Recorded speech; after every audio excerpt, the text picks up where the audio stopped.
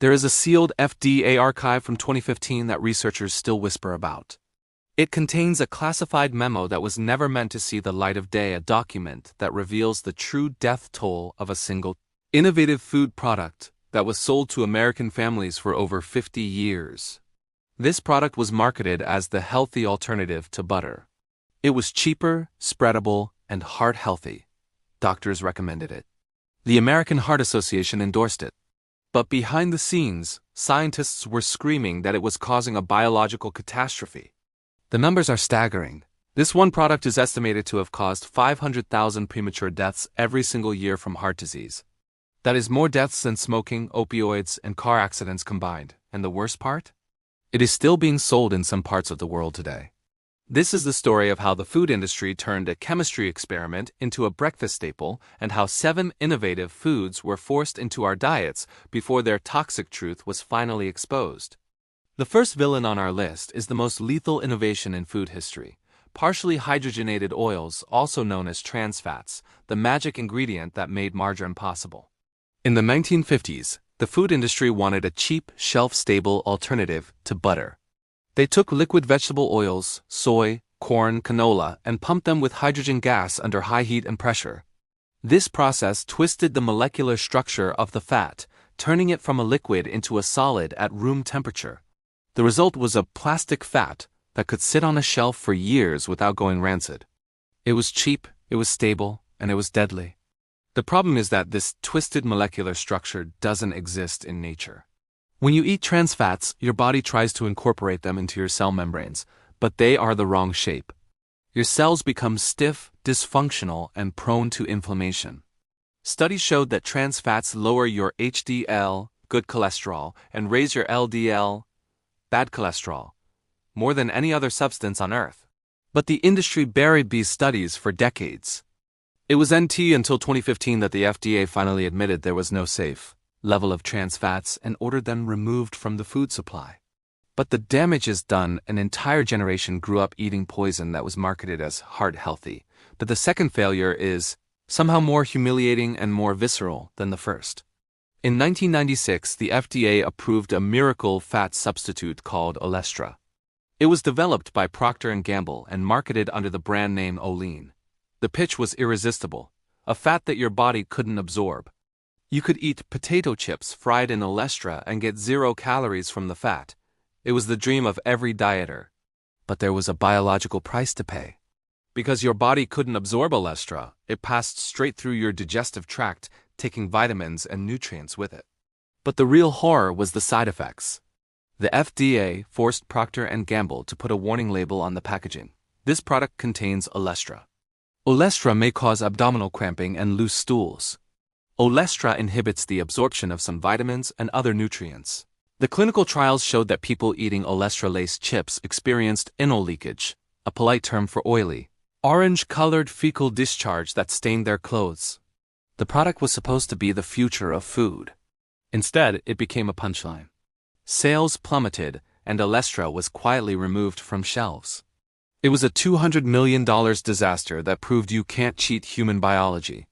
The third toxic innovation wasn't a chemical additive, it was a pesticide that was sprayed on America's most beloved fruit.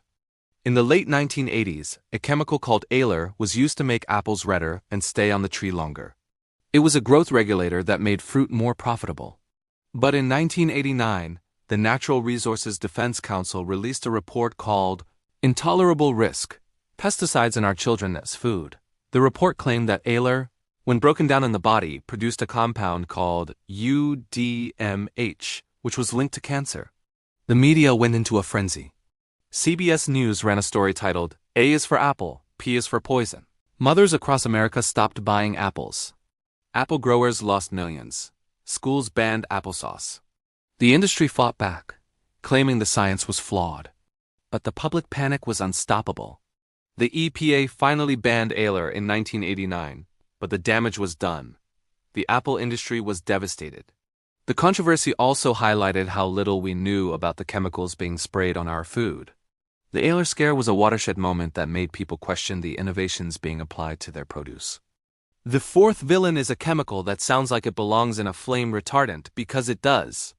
Brominated vegetable oil, or BVO, was patented as a flame retardant for furniture. But in the 1930s, the soda industry discovered that BVO could keep citrus flavorings from separating in soft drinks. It was cheaper than natural emulsifiers, and it worked. Soon BVO was in Mountain Dew, Gatorade, and hundreds of citrus-flavored sodas. The problem is that bromine is a toxic halogen that competes with iodine in your body. Iodine is essential for thyroid function. When you drink BVO, it can accumulate in your tissues, causing bromine toxicity. Symptoms include memory loss, nerve damage, and skin lesions. A case study in 1997 documented a man who drank 2 to 4 liters of soda a day and developed severe bromine poisoning. Despite decades of evidence, the FDA allowed BVO to be used as a temporary additive for over 50 years. It wasn't until 2024 that the FDA finally banned BVO from food after California and other states passed their own bans. For 50 years, Americans were drinking a flame retardant mixed with sugar and carbonation. The fifth toxic innovation was supposed to be the perfect artificial sweetener. In the 1950s, cyclamate was introduced as a sugar substitute. It was 30 times sweeter than sugar, had 0 calories, and was stable in cooking.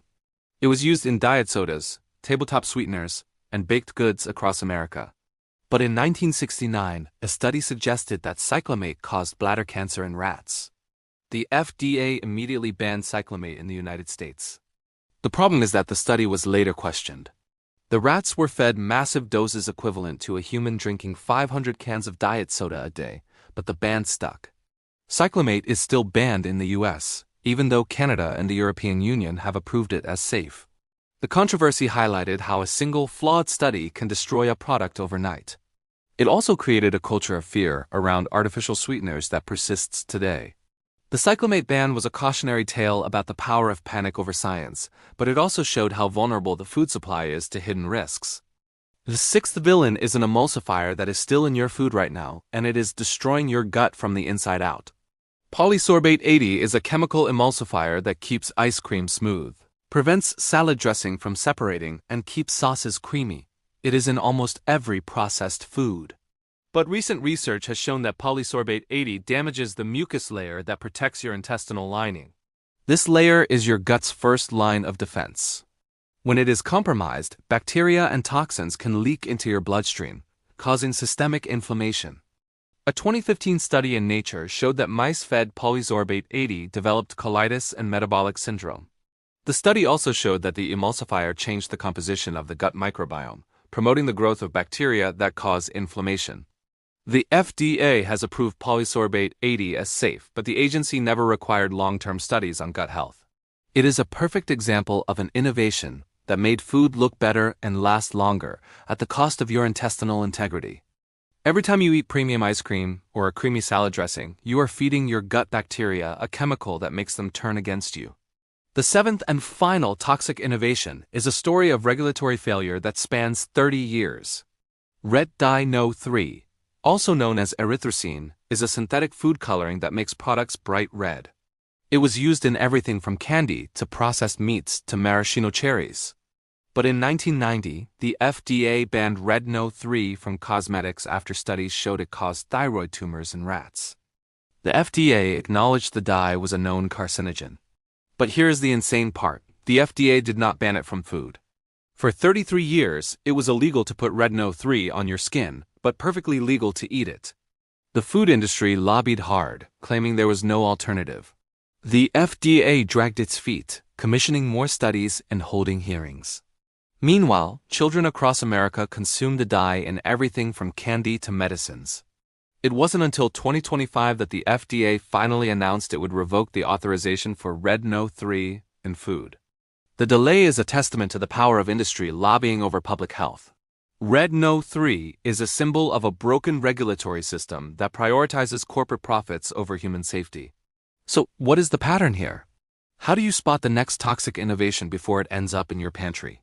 The rule is simple: if it is processed, if it is patented, and if it is marketed as a miracle solution to a natural problem, be suspicious. Real food doesn't need a marketing department. Real food doesn't need a warning label.